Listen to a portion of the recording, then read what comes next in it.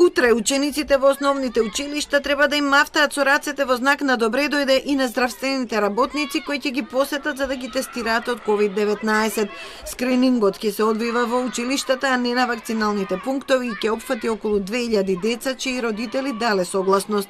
Во Ѓорѓе Пулевски, каде што од 1000 ученици има само 8 позитивни, не очекуваат ниту проблеми, ниту отпор.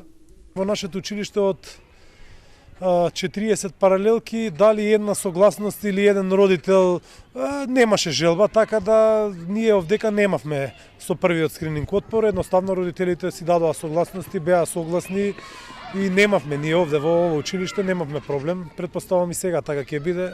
Скринингот се прави поради зголемениот број заболени меѓу основците, додека кај средношколците состојбата е стабилна.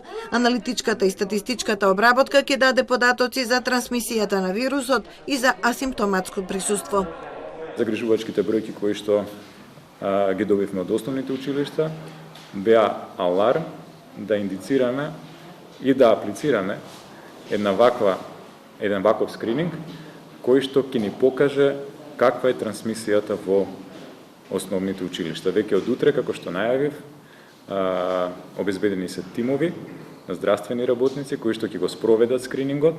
Комисијата за заразни болести на 40 на страници објави препораки за лекување на корона, наменети се за лекарите во сите здравствени институции.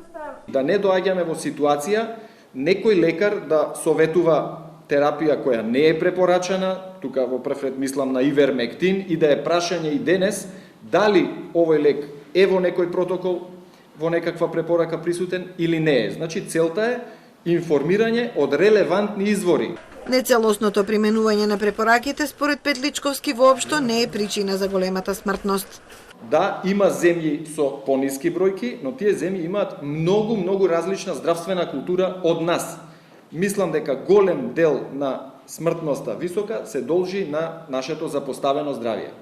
Комисијата за заразни болести не исклучува дека препорачаните мерки би можеле да станат задолжителни.